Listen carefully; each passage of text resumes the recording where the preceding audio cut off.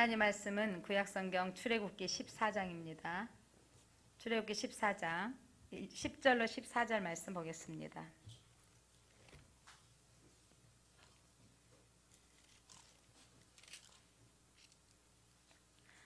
바로가 가까이 올 때에 이스라엘 자손이 눈을 들어 본즉 애굽 사람들이 자기들 뒤에 이른지라. 이스라엘 자손이 심히 두려워하여 여호와께 부르짖고 그들이 또 모세에게 이르되 애굽에 매장지가 없어서 당신이 우리를 이끌어내어 이 광야에서 죽게 하느냐. 어찌하여 당신이 우리를 애굽에서 이끌어내어 우리에게 이같이 하느냐. 우리가 애굽에서 당신에게 이른 말이 이것이 아니냐. 우리를 이르기를 우리를 내버려 두라. 우리가 애굽 사람을 섬길 것이라 하지 아니하더냐.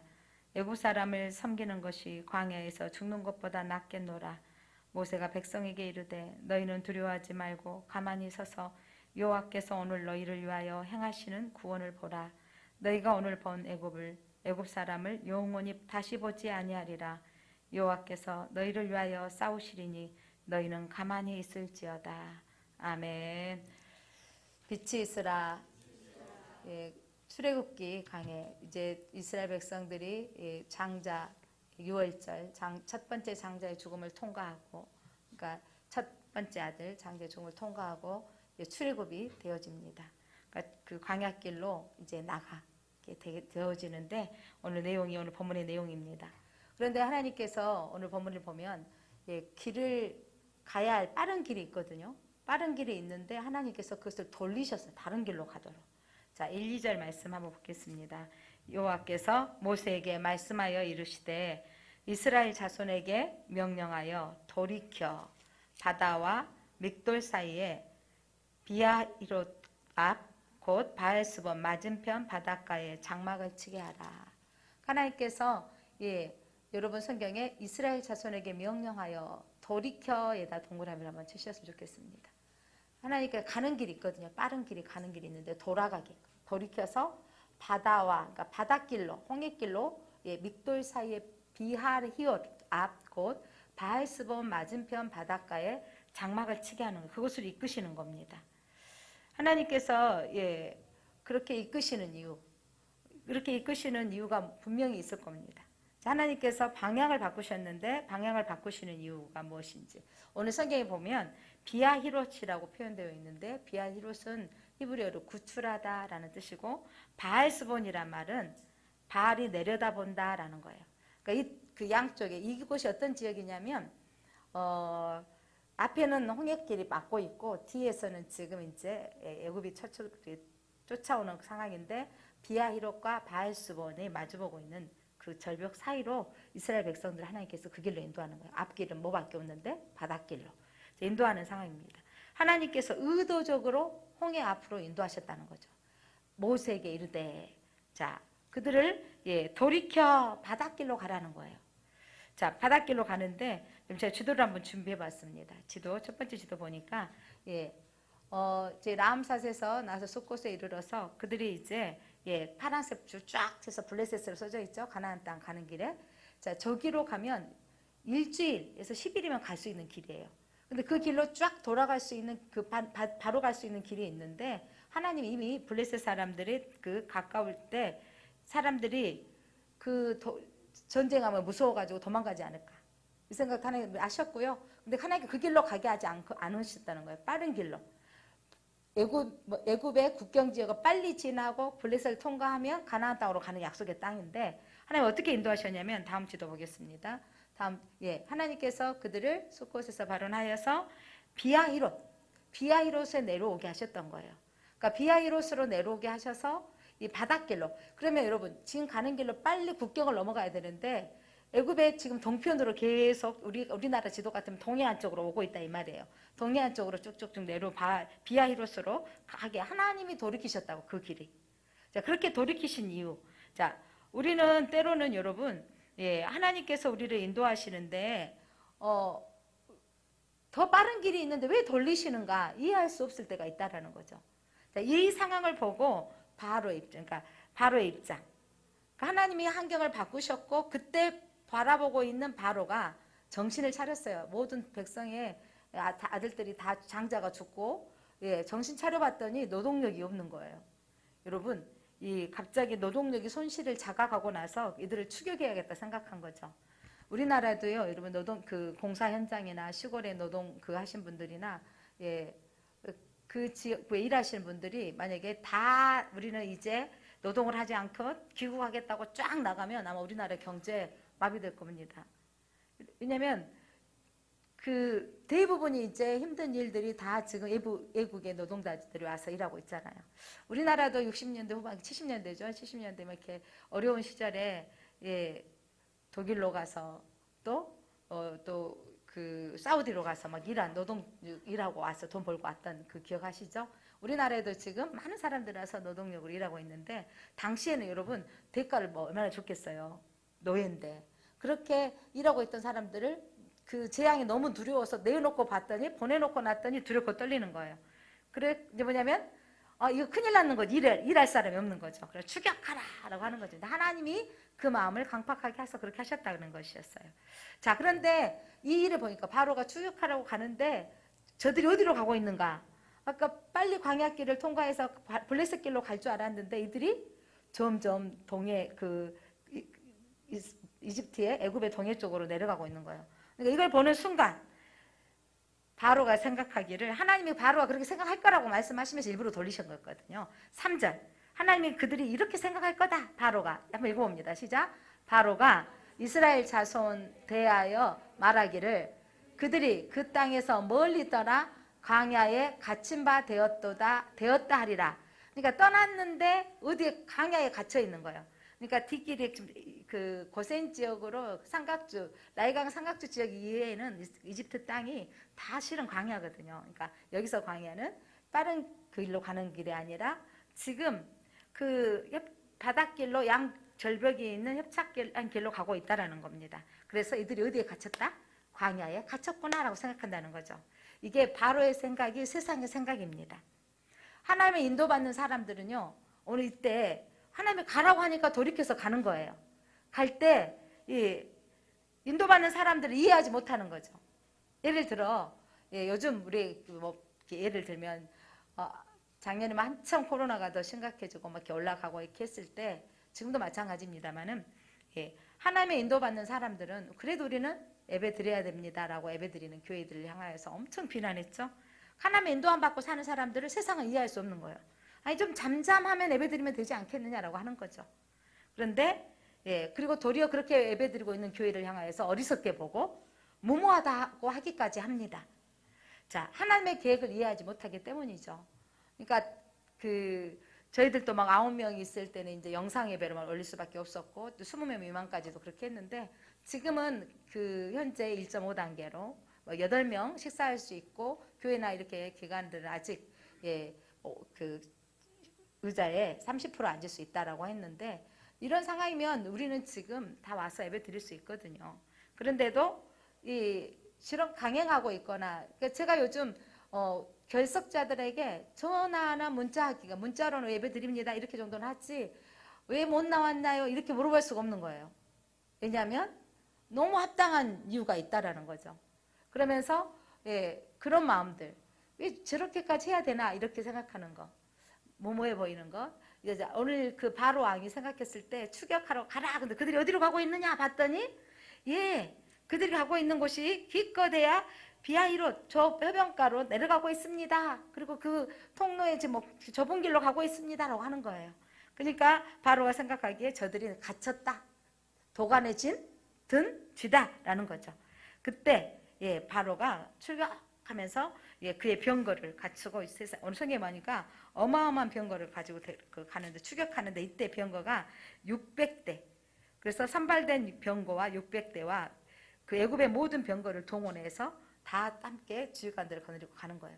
이때 여러분 이 600대라는 것은 이를테면 병거를 다 동원해서 데려와라 이렇게 하는 거죠.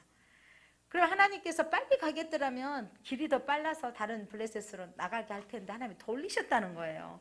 이때 여러분 이 돌리시는 상황을 우리 이해할 수 없죠. 바로가 생각했을 때는 얼큰이 잘 됐다. 저들 저렇게 기껏 가봐야 도관에 든 쥐다라고 생각했고 이스라엘 백성들의 생각도 여러분 너무 당황스러운 거예요. 예.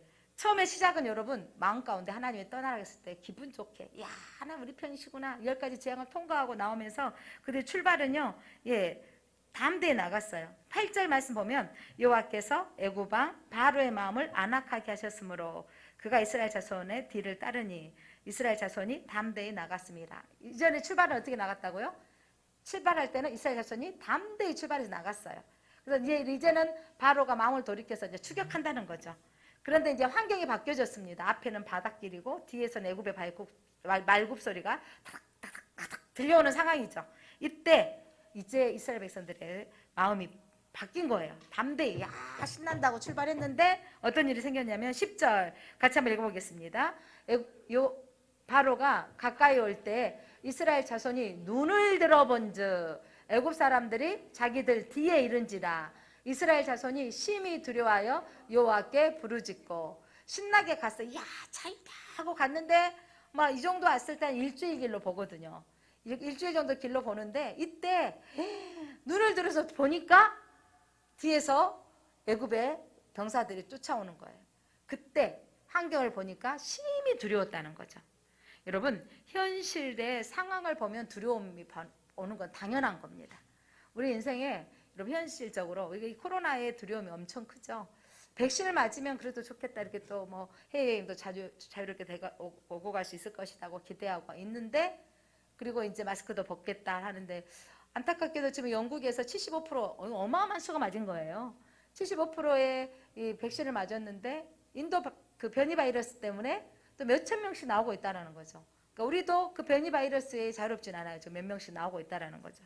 그러니까 작년에 그 코로나 바이러스로 초에 막 그 여름에 이렇게 쭈르게 예배 드렸을 때 그래도 연말까지는 해결되겠지 했는데 벌써 6월이고 이런 상황들을 보면서 지금 백신을 접종하고 있는 상황인데 이것도 어떻게 될지 우리는 내일 일을 예측할 수가 없는 거예요. 그러니까 현실을 보면 두렵죠. 이런 두려움 속에 이거 뭐 그 코로나 때문이 아니라 우리 인생의 문제도 때로는요 재정적인 압박이 오면 동시에 막 터지는 데가 참 많잖아요. 이상하게 일이 생기면 막 동시다발적으로 생기는 거예요. 그때 이 동시다발적으로 생겼을 때 참 안타까운 일인 거죠.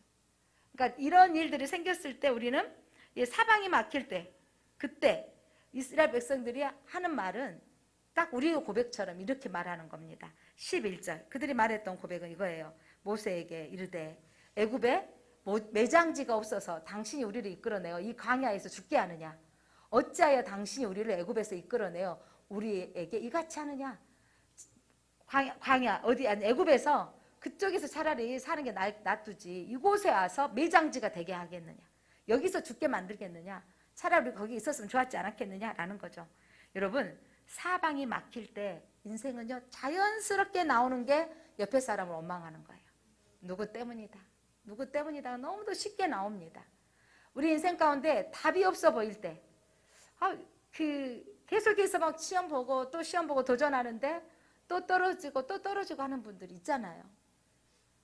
내 인생에 여러분 또 뭐 다른 사람은 당첨도 잘 되더라고요. 집이 뭐 이렇게 하면 남들은 이렇게 당첨도 잘 되는데 나는 안 되고 해결할 방법은 없고 막 이럴 때 막 답답함이 올 때 있죠.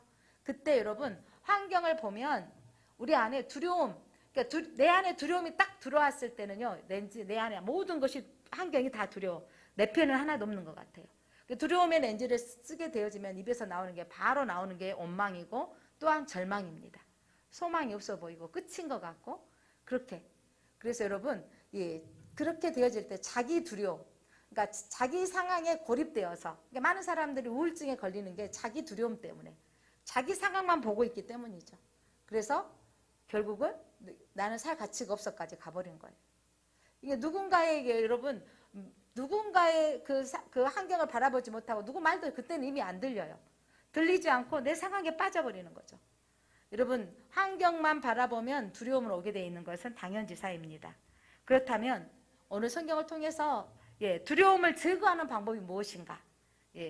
두려움을 제거하는 방법은 전체적인 맥락으로 본다면 하나님의 구원 오늘 성경에 뭐라 말씀하셨냐면 하나님의 구원을 기억하라는 거죠. 하나님의 구원을 이미 여러분 10가지 재앙 가운데 그들을 하나님께서 건져내 주셨어요. 나오게 하셨어요. 그리고 하나님의 길을 바라보아야 되는 거죠. 근데 우리에게 여러분 두려움이 왔을 때 나의 성공 사례를 기억하십시오. 무슨 말이냐면 그래도 내가 지금까지 살아오면서 이상하게 두려움이 오면요. 그때도 안 됐고 그때도 안 되고 그때 내가 어렸을 때 이랬고 안 된 상황만 보게 해요. 그런데 여러분 두려움을 이기려면 내 환경 가운데 하나님이 회복하셨던 사건을 기억하라는 거죠. 그때 내가 아팠을 때도 회복시켜 주시고 그때도 이기게 하셨다는 거예요. 그러니까 제가 이번에도 한 분이 전화하셔서 두렵고 막 내 안에 내 마음의 감정을 감출 수 없는 상황이 얼른 분이 전화가 왔어요. 내가 그분을 위해서 기도해 드려야 되는데 그때 제 안에 마음 가운데 평안을 너에게 주노라. 제가 기도 중에 찬양을 부른 거예요. 평안을 너에게 주노라. 세상이 줄 수 없는 찬양 부르면서 두려움 염려는 사라질지어다. 나는 하나님의 자녀이다. 나는 하나님의 선택받은 딸이다. 나는 이전에도 질병을 이겼다. 이번에도 이길 수 있다. 나는 이게 해결받는다라고 계속 선언을 했어요. 그렇게 내 마음 가운데 두렵고 염려가 있을 때 여러분 나 혼자 안 됐을 때는요. 기도를 요청하시기 바랍니다. 내가 그렇게 하면서 하나님이 이전에 그분에게 행하셨고 이기게 하셨던 것들을 기억나게 하신 거죠. 그렇게 기억나게 하심으로 하나님이 그분이 점점 회복되어진 걸 보았습니다. 사랑하는 성도 여러분, 믿음은 뭔지 아세요? 여러분 오늘도 예수님 믿기에 교회 나왔죠. 근데 여러분 믿는데 나가 어쩔 때는 믿음이 없을 때가 있어요. 어떤 상황에 믿음이 없냐면 내 상황이 계속해서 어려울 때, 도저히 감당할 수 없을 때, 가장 믿음이 없을 때 여러분 하나님 내가 믿음이 요만큼도 없어야 할 때가 있잖아요. 저도 내가 믿음이 너무 작다고 느껴지는 내 인생 가운데 가장 컸을 때가 둘째 아이 임신했을 때 건강 아이들 테스트 검사하는데 뭐냐면 이 아이의 상태가 별로 안 좋다고 했을 때 정말 하나님 앞에 내가 믿음이 겨자씨 하나도 없는 믿음이라는 것을 기억했어요. 겨자씨만 하나님 그때 쟤는요 겨자씨가 얼마나 크다는 거. 왜 믿음이 없느냐? 저한테 저 믿음이 없어요. 제가 하나님 임신되었다는 거 사실을 알고 하나님 앞에 감사함을 드리고 하나님 선물 주셔서 감사합니다. 이 아이 지혜롭고 자라서 하나님의 영광 돌리는 믿음의 자녀가 되게 해주십시오라고 기도했는데 두세 달 뒤에 애가 안 좋다고 하니까 믿음이 없어져 버린 거예요. 하나님 왜 나에게 이런 일이 이렇게 막 절망이 오는 거죠. 그래서 하나님께서 말씀해 주시는데 겨자씨만한 믿음만 있다면 이 산을 들어서 옮길 수 있지 않느냐. 하나님 제가 올며 기도했어요. 전 겨자씨만한 믿음이 없어요. 저는 겨자씨만한 믿음이 없어요 라고 했어요. 그런데 그 겨자씨만한 믿음이 없는 저에게 하나님이 저를요 때로는 여러분 제가요 그 영적인 직분 전도사라는 직분과 저를 그 교회 안에 있게 하셨던 것이 나를 지탱하게 하실 때가 있더라고요. 만약에 제가 믿음이 없었다면 솔직히 말해서 믿음이 없었다면 포기할 수도 있었을 거예요. 그러나 제가 전도사라는 직분과 하나님 안에 거했던 그 직분이 또한 나를 만들어가대요. 여러분이 직분이 부담스러울 때가 있을 겁니다. 내가 왜 권사가 돼가지고 내가 만수집사가 됐는지 그때 그냥 뭐 안 한다고 할 걸 하는데 때로는 여러분 그 직분이 여러분을 신앙을 유지하게 할 때가 있더라고요. 그래서 그때를 넘어가게 하는 거예요. 내가 왜 목사님하고 좀 친해져가지고 목사님이 내가 안 나오기만 하면 체크를 하시는지 그냥 적당히 모른 척 해주면 좋았을 텐데 이럴 게 있는데 여러분이 목사님하고 친해진 것이 감사하시기 바랍니다. 그때 여러분이 믿음이 떨어지고 양약해졌을 때 하나님을 볼 수 있게 하시는 거예요. 그러니까 믿음이란 같은 사실을 환경을 보고 다른 사실을 보는 거예요. 그러니까 믿음이라는 것은 뭐냐면 똑같이 지금 홍해가 앞에 가라막고 있고 뒤에 애굽소리가 오는데 이때 다른 것을 보는 거예요. 모세가 하나님 말씀하시거든요. 다른 사실 하나님이 하신 일을 보게 하는 거죠. 여러분 믿음이라는 것은 똑같은 환경을 보고 그것을 보고 직시하는 게 아니고 또 다른 사실을 봐야 된다는 겁니다. 중요한 건 왜냐하면 그게 바로 믿음. 사람들은 미쳤다 그러죠. 여러분 예수 믿으면서 미쳤다는 소리 한두 번 들어봐야죠. 그러니까 그 정도로 여러분 믿든지 안 믿든지 태안내는 사람이 아니라 좀 심하다. 이 정도는 돼야 좀 믿음이 있는 거다. 이 사람들이 생각하는데 그건 뭐냐면 생각의 기준이 세상의 기준으로 생각하지 않는 거예요. 하나님의 말씀의 법대로 생각하는 거죠. 그리고 하나님은 크신 분이시고 하나님은 안전하신 분이라는 거죠. 하나님이 하신 것을 보라는 거예요. 그러니까 모세를 통해서 이스라엘 백성들에게 하나님 말씀하시는 거죠. 그러면서 너희들은 하나님이 하신 일을 보라. 이 말은 뭐 말이냐면 너희 마음의 생각을 지키라 이 말이에요. 두려워하지 말고 마음의 생각을 지켜라. 너는 환경 보지 말고 하나님을 바라보라는 거예요. 하나님의 인도함을 받으라는 거죠. 왜냐하면 하나님의 길은요 영광의 길입니다. 하나님의 길은요 구원의 길입니다. 하나님의 길은요 생명의 길이에요. 근데 우리는요 하나님의 길이 늘 평탄한 길이라고 생각하고 있어요. 평탄하지만은 않습니다. 여러분 그러면서 두렵고 떨리고 뭐냐면 염려하고 뭐냐면 모세를 향하여 원망하는 백성들에게 하나님의 응답은 어떻게 와 떨어진 줄 아세요? 하나님의 응답. 예, 그 두려움 속에 있는 백성들 하나님 아셨죠? 그래서 하나님의 응답은 13절로 떨어졌습니다. 13절 모세를 향해서 말씀하시기를 모세가 백성에게 이르되 너희는 두려워하지 말고 가만히 서서 여호와께서 오늘 너희를 위하여 행하시는 구원을 보라. 너희가 오늘 본 애굽 사람을 영원히 다시 보지 아니하리라. 아멘. 예, 두려워하고 있다는 여러분 환경 보면 100% 두려워할 수밖에 없습니다. 우리가 두려워할 때 하나님 뭐라고 말씀하시냐면 두려워하지 말라고 하는 거예요. 그리고 너는 가만히 서서 너의 의지를 내려놓고 네 생각을 내려놓고 너희를 향하신 하나님의 구원을 보라 이 말이에요. 그러니까 하나님이 향하실 구원을 보라. 그리고 이제 오늘 하나님의 메시지 비전이 뭐냐면 애굽 사람 오늘 본 너희 이 애굽 사람을 영원히 다시 보지 아니하리라. 저 많은 군대 다시 보지 않으리라. 말도 안 되네. 우리 무슨 재주로? 우리는 무기도 없는데 저 많은 사람은 지금 마병에 어마어마한 군사가 쫓아오는데 다시 보지 않으리라. 이게 말씀이에요. 근데 사람들은 내 생각대로 아이고 말이 돼? 이건 하나님도 못해 이런 말을 해버리잖아요. 그런데 하나님께서는 너희가 저들을 다시는 보지 않겠다고 말씀하시는 거고 그러면서 가만히 서 있으라. 말하지 말라. 말하면 불평이 나오니까 가만히 있으라는 거예요. 여러분 예, 아무것도 할 수 없을 때 찾아오는 것은 당연히 두려움입니다. 내 인생 미래가 어떻게 되어질지 염려. 하나님의 말씀이 말씀으로 잘 들려지지 않을 때가 있습니다. 그때 두려움을 이기는 방법 다시 한번 말씀드립니다. 우리를 위하신 하나님의 일을 바라보라는 거예요. 그러니까 하나님이 어떻게 하시는가 우리는 그 일을 바라보는 거 쉽지 않아요. 그렇지만 이 하나님이 하신 일들을 기대할 때 드디어 소망이 있는 거예요. 내가 아무것도 할 수 없는 상황까지 하나님이 이끄시는 거예요. 오늘 하나님께서 이 비하이롯 이 바닷길로 하나님께서 인도하셨을까요? 그들이 아무것도 할 수 없을 때 이스라엘 백성에게 하나님이 대심을 보여주기 위하신 것이고 또한 애굽 왕과 애굽의 군사들에게 하나님이 하나님 되어짐을 드러내기 원하시는 거예요. 하나님 우리의 인생 가운데 하나님이 드러내기를 원하시는 거예요. 내 인생에 여러분 기가 막힌 상황이 왔을 때 드디어 하나님이 하신 일을 볼 수 있습니다. 내가 할 수 있고 내가 능력이 있을 때는요 하나님이 하실 일을 볼 수가 없어요. 그런데 이때 많은 사람들은 이스라엘 백성들처럼 환경 바라보고 원망하는 거예요. 하나님 내 편 아니셔. 하나님 나하고는 관심도 없어. 하나님이 계신다면 이럴 수 있어? 라는 생각이 들게 만든다는 거죠. 여러분 예, 우리 가장 큰 대적은 뭔지 아세요? 환경이 아닙니다. 두려움입니다. 환경을 보면 두려워지는데 이 두려움이 여러분의 인생 가운데 여러분을 절망시켜버리고 여러분을 실망하게 만드는 거죠. 시편 기자가 고백했던 것처럼 오늘 가만히 서서 하나님을 바라봐라. 이 모세의 고백처럼 시편 기자 이렇게 고백합니다. 시편 62편 1절입니다. 시작.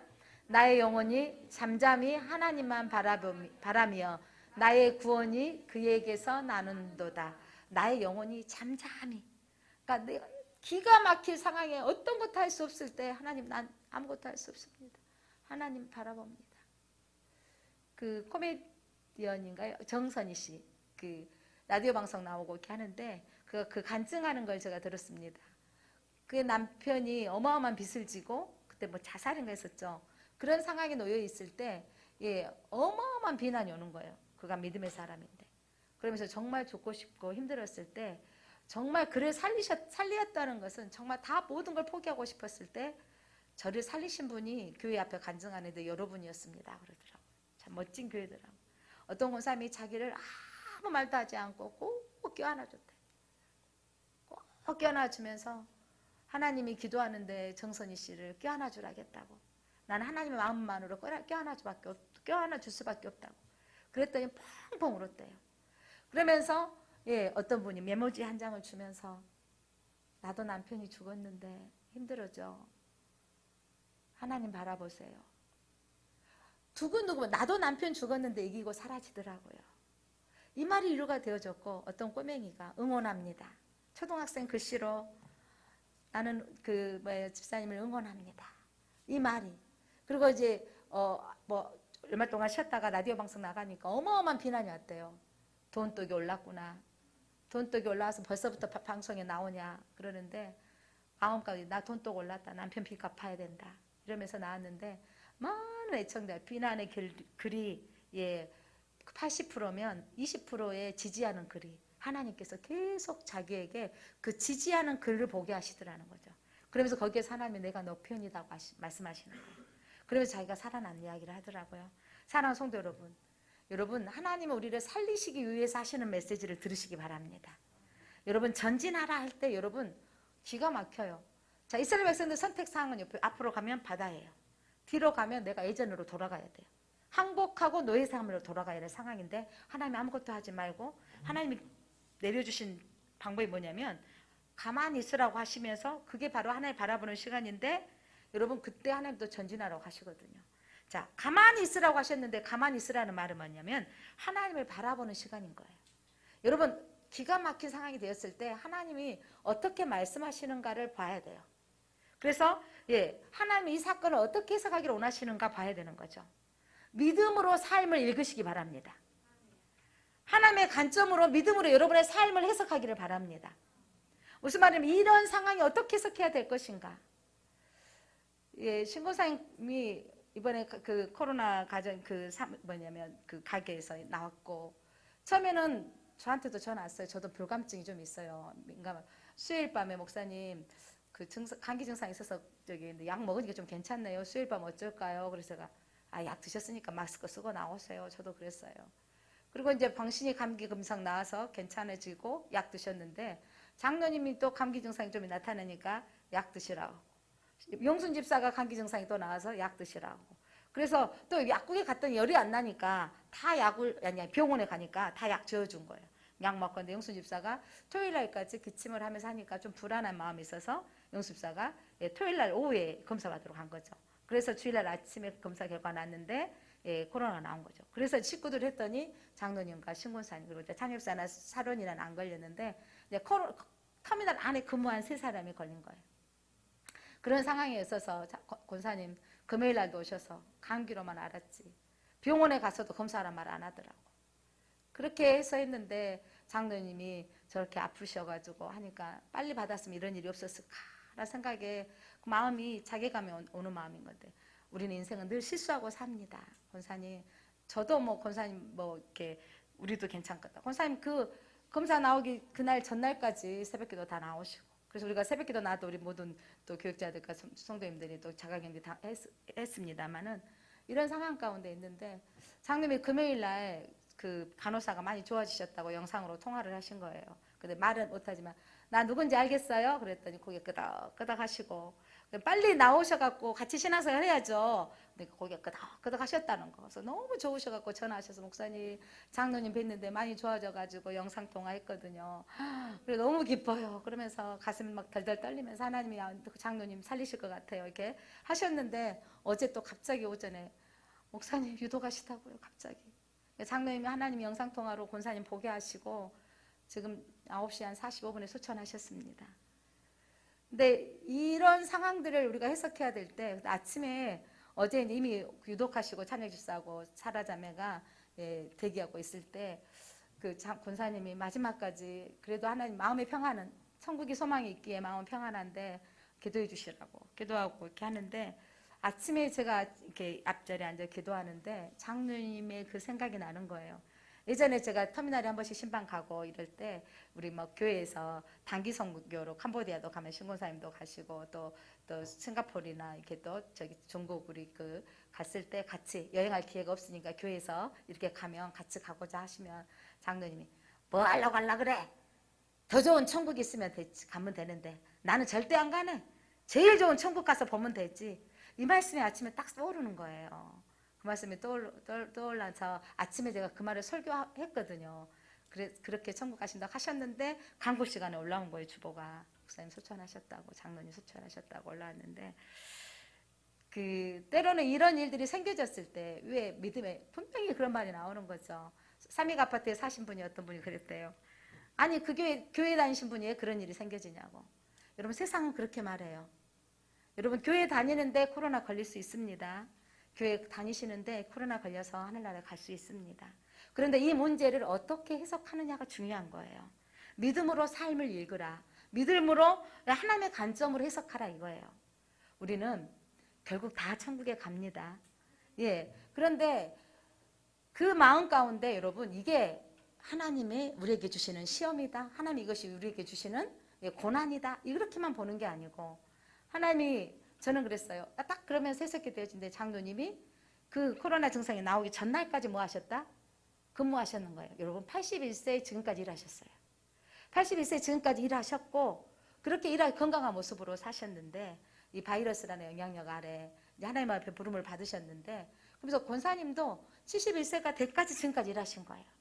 그래서 가게가 또 연장되기로 이렇게 기도했는데 또 그 가게가 이번 6월 말로 이제 가게를 비워라 계약 기간이 끝났다라는 상황이 되는데 어쩜 정확하신 하나님은 6월 말 되기 전에 장로님 하나님이 부르셨고 저는 신군사님으로 하여금 이제는 우리 정년퇴직 할 나이가 되셨구나.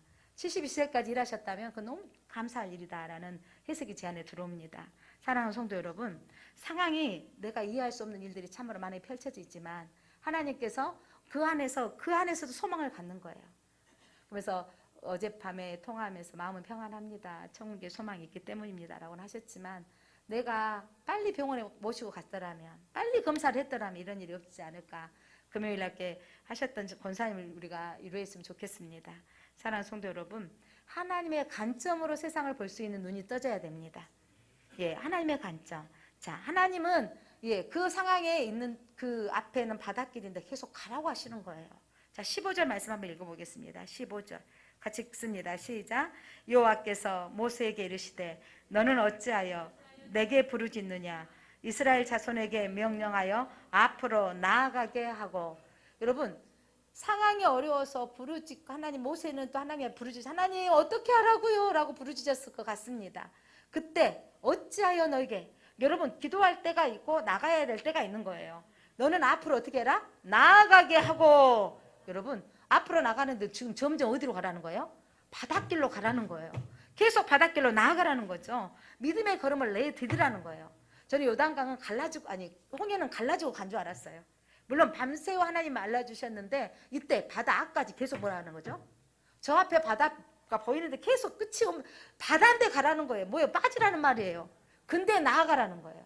이렇게 믿음은 여러분 하나님의 말씀을 붙들고 보이지 않는데 끝이 소망이 없는데 가야 되다 할 때 가야 되는 게 믿음인 거예요. 그렇게 갔을 때 하나님께서 일하시는 거예요. 하나님이 일하시는 것을 볼 수 있는 사람은 여러분 나아가는 사람이 볼 수 있습니다. 예, 그때 하나님이 일하셨는데 어떻게 일하셨느냐면 21절입니다. 21절. 하나님이 어떻게 일하셨는지 시작. 모세가 바다 위로 손을 내밀매 여호와께서 큰 동풍이 밤새도록 바닷물을 물러가게 하시니 물이 갈라져 바다가 마른 땅이 된지라. 여러분, 큰 동풍이 이 동쪽에서 나오는 이 사막에서 나오는 바람은 어마어마한 뜨거운 바람이에요. 그 동풍이 우리는 동해바다니까 제가 동해라는 게 이 홍해는요 그 애굽과 사이에 가려져 있는 뭐죠 그 시나이 반도 그 시내산 쪽 가려져 있는 쪽에 사이에 있는 바다거든. 큰 바다에 들어온 쪽 거긴데 그 강야에서 불어오는 이 뜨거운 동풍 바람으로 하나님께서 이 바다를 해치시고 말리시는 거죠. 그때 하나님이 또 놀라운 일을 하셨는데 20절입니다. 그 위에 20절. 여러분 애굽에서 쫓아오는 애굽의 병사의 진과 이스라엘 나온 백성들의 진 사이에서 하나님 일하셨습니다. 20절 읽어봅니다. 시작. 애굽의 진과 이스라엘 진 사이에 이르러서니 저쪽에는 구름과 흑암이 있고 이쪽에는 밤이 밝음으로 밤새도록 저쪽이 이쪽에 가까이 못하더라. 아멘. 여러분 애굽에 출애굽하기 전에 흑암의 재앙이 분명히 있었죠. 하나님은 어둠과 낫을 주관하신 분이십니다. 하나님 바다를 움직이시는 하나님이십니다. 여러분 그 흑암을 어디에는 있게 하시고 애굽의 진에는 흑암이 있게 하시고 더 이상 전진하지 못하도록. 왜냐하면 말을 타고 오는데 걸어가는 사람 어떻게 감당하겠어요. 전진하지 못하도록 흑암이 있게 하시고 이쪽에는 밤이 어떻게 되었더라? 밝음으로 밤새도록 저쪽이 이쪽에 가까이 오지 못하도록 하나님 역사하시는 거예요. 대적이 들어오지 못하도록 역사하시고 하나님은 너희는 가만히 있어서 지금 전진하면서 하나님 하신 일을 보라는 거죠. 그때 하나님이 이 뜨거운 동풍 가운데 사람들이 도대체 바람은 뜨겁게 불고 있고 이 상황이 어찌 되리라는 이 두려움이 있는 거잖아요. 그때 여러분 밤새도록 견디는 시간이 필요합니다. 여러분 우리의 인생 가운데 하나님이 하신 일을 보면요, 밤새도록 견디는 사건이 우리 가운데 있어요. 인내하는 사건이 필요합니다. 그때 하나님 하실 일들을 바라보며 끝까지 참고 인내하시기 바랍니다. 그래서 하나님이 인내하는 사건, 우리 하나님은요, 우리하고 생각과 차원이 달라요. 하나님 빨리 길로 블레셋으로 가게 하셨으면 좋았을 텐데 블레셋과 싸우면 이들이 다 후진해서 도망갈 줄 아시고 바닷길로 내리시는데, 바닷길로 내리신 이유가 있는 거예요.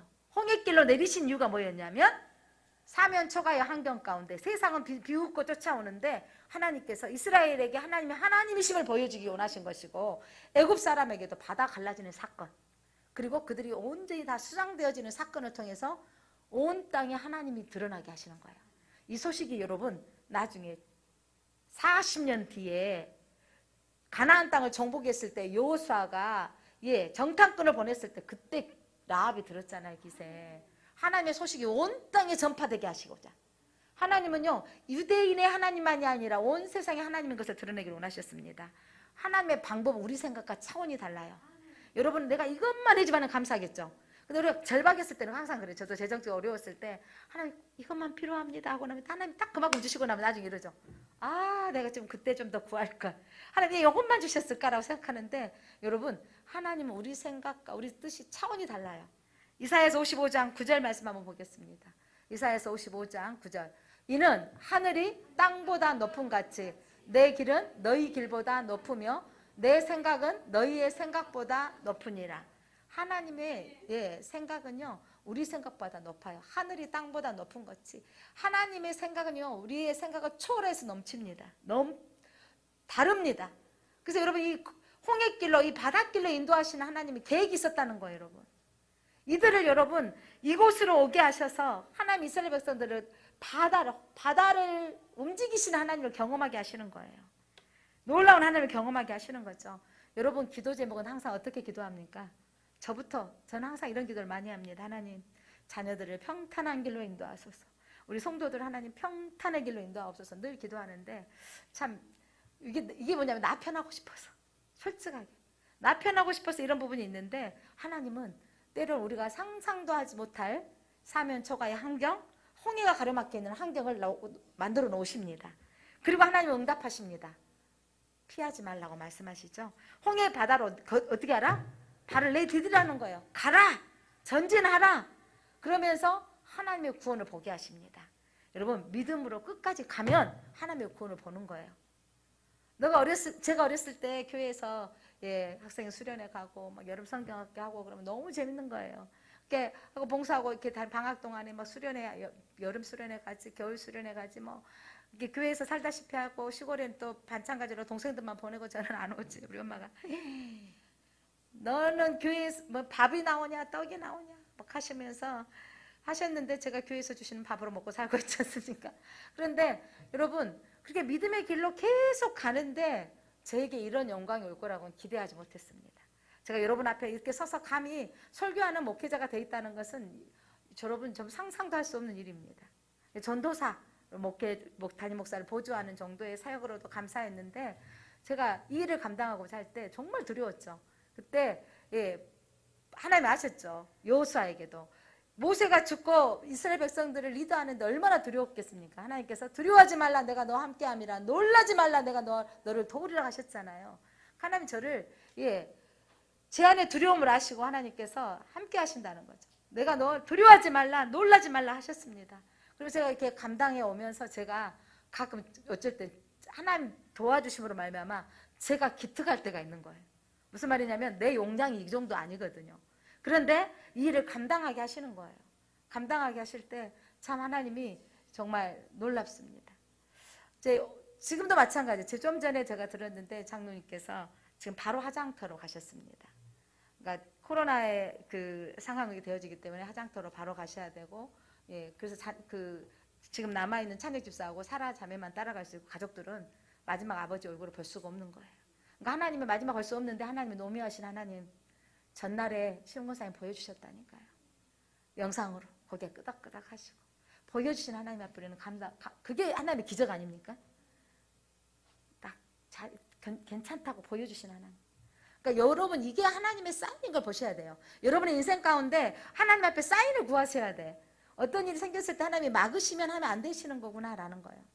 우리는요 금요일날 밤에 장로님이 퇴원하실 거라고 기대하고 가게까지 보러 다니죠. 밤중에 금요기도 끝나고 우리 한번 보자고 하정동 이쪽에 거기 막으시면 다른 길을 가겠다고 우리 가게를 여러 차례 몇 군데 금요기도 팀들은 보고 왔잖아요. 왜냐하면 우리는 계획할지라도 인도하시는 하나님이신데 하나님이 또 이렇게 막으시면 또 하나님께서 또 한 번 하나님께서 어떻게 이루실 것인가 기대가 되는 거예요.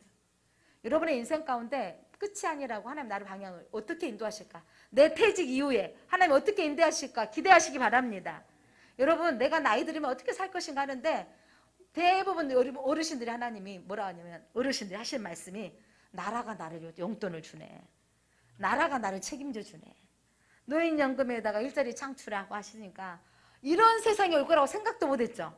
여러분 나라가 책임져 주시든 자녀가 책임져 주시든 여러분 연금이 책임져 주시든 하나님이 책임져 주시는 사회를 살고 있어요. 이렇게 대한민국을 축복하시고 계신다면 여러분의 인생 가운데 그렇게 염려하고 두려워하지 마시기 바랍니다. 그래서 하나님이 어떻게 하실 것인가를 차라리 기대해 버리세요. 하나님 내 삶을 어떻게 인도하실 것인가를 기대하시기를 바랍니다. 자 그러면서 하나님께서 이 쫓아온 바로의 군대를 이스라엘 백성들이 마른 땅을 걸으니까 이 말굽들이 여러분 진흙 땅이면 쫓아오겠어요? 야 저들 바다를 건너기 전까지 쫓아가서 잡아오자 막 신나게 따라가는데 여러분 이스라엘 백성들이 도착할 쯤에 하나님께서 바다에 다시 뭐예요? 바람을 일으키시는 거예요. 그래서 여러분 이들을 완전히 군대를 다 덮어버려요. 수장되게 만듭니다. 28절 한번 읽겠습니다. 28절. 자, 애굽 사람들이 바다 가운데 다 들어가고 났더니 자, 27절 28절입니다. 모세가 곧 손을 바다 위로 내밀매 새벽이 되어 바다에 힘이 회복된지라 애굽 사람들이 물을 거슬러 도망하나 여호와께서 애굽 사람들을 바다 가운데 엎으시니 시작 물이 다시 흘러 병거들과 기병들을 덮되 그들의 뒤를 따라 바다에 들어간 바로의 군대를 다 덮으니 하나도 남지 아니하였더라. 하나님께서 여러분 저 쫓아오는 어마어마한 군대들을 보고 너희가 저 얼굴을 다시는 보지 않을 것이다 말씀하신 대로 성취하신 하나님이십니다. 하나님 말씀하시고 이루십니다. 왜 하나님께서 이 백성들을 다 덮어버렸을까요? 이 덮어버리는 사건은요 여러분 세상을 심판하시는 사건이기도 하지만 이스라엘 백성들에게 여러분 어마어마한 믿음을 주는 사건이에요. 뭐냐면 과거의 사건이 영향력이 끼치지 못하도록 덮어버리신 거예요. 애굽에 저들이 여러분 잡혀가면 노예로 되는 거잖아. 이제 너희는 노예가 아니야. 저들에게 너희가 상관이 없어라고. 여러분 세례를 받고 나면 세상의 이전의 경험이 여러분의 삶에 영향력 끼치지 않아야 됩니다. 여러분의 과거의 아픔의 사건들이 여러분의 삶에 영향력 끼치지 않기를 바랍니다.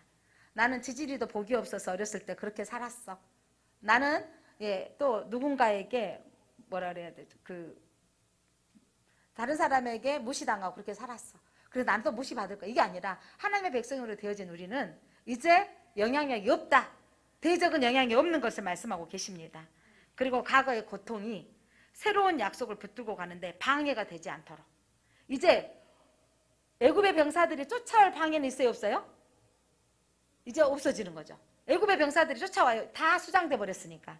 그러니까 이제 그 방해가 되지 않도록 하나님께서 하신 것입니다.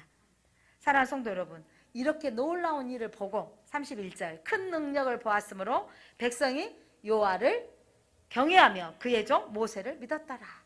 놀라운 역사를 보았어요. 그리고 그들이 하나님을 경외했습니다. 중요한 거 여러분, 우리 인생 가운데도 이런 기적이 있기를 바라죠. 근데 중요한 건 기적만을 쫓지 마시기 바랍니다. 여러분 이 기적만을 쫓으면 어떤 일이 생겨지냐면 기적만을 쫓아다니던 사람들은 여러분 이렇게 홍해가 갈라지고 있는데 또 사흘길 지나더니 앞으로 펼쳐질 거예요. 다음 주에 물이 없다고 원망하고 물 주고 났더니 또 가다가 여러분 그들이 가다가 뭐예요? 먹을 양식이 떨어졌다고 원망하고 이러면서 계속 원망하는 거예요. 왜냐하면 환경의 기적만 바라보는 사람들은요 늘 원망하게 돼요. 환경에 또 새로운 일이 일어나지 않으면. 그런데 여러분 중요할 것은 여러분 어떤 관심을 가져야 되냐면 여러분 환경의 기적을 바라보지 마시고 믿음의 길을 간다라는 것은 여러분 진정한 믿음은 기적을 보고 믿는 것이 아니라 기적을 일으키신 하나님을 보고 믿는 것입니다. 자, 다시 한번.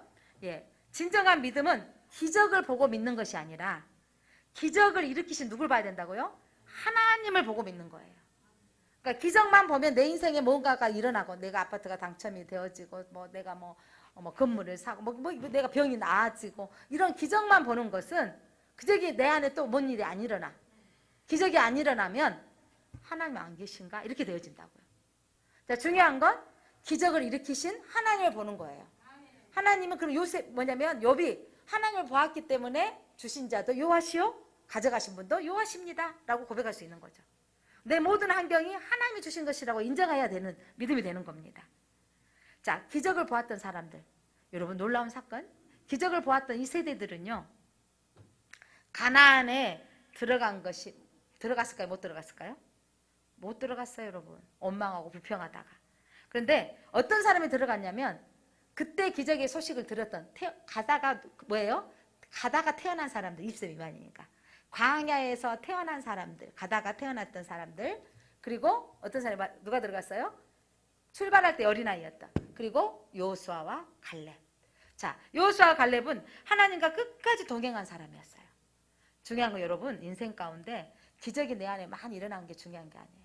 전 지금도 기억에 남은 게 여러분 가끔 제가 간증하는데 신학교 다닐 때 그 미술 가르쳐 선생님이셨는데 학교 선생님인데 권사님이었어요.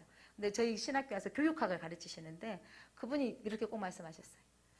저는 그렇게 사모하는데 그때 당시 저 신학교 다닐 때 한국에 들썩들썩하게 부흥회가 일어나고 들썩들썩하게 막 기도하면 방언이 터지는 시대예요. 그러니까 방언 그렇게 사모하는데 제가 몇십 년 동안 기도하는데 방언이 안 터져요. 방언을 못합니다, 저는. 그리고 저희는 이렇게 평범하게 날마다 일상을 사는데 뭐 기적을 본 적이 없어요. 그런데 저는 날마다 말씀 속에서 하나님을 만나고 경험합니다. 그래서 말씀을 만난 그 하나님 때문에 당신은 꼭 그렇게 말씀하셔요. 저는 성경책을 집에다가 항상 여유분으로 5권 이상 사놓는데요. 그래서 예수 전하고 그분이 믿게 되어지면 성경책을 선물한다고. 그 잔잔하게 점잖하게 하신 그 선생님이 지금도 기억이 나는데 여러분 내게 영적으로 방언을 못한다 할지라도 내가 예언을 못한다 할지라도 내가 하나님의 어떤 체험적인 기적이 내 안에 있다 없는 것 같은지 모르겠지만 중요한 건 이 세상을 주관하신 분이 하나님이신 거예요.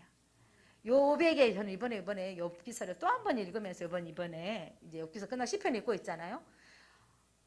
욥이 견딜 수 없었던 것은 여러분 자기의 삶의 문제가 해석되지 않는 거예요. 하나님 내가 왜 이런 일을 당해야 돼요? 저 정말 의롭게 살려고 했었잖아요. 가난한 사람 구제하고 고아와 가부에게 먹을 것을 제공하고 어려운 사람들을 제공하고 그렇게 살았습니다.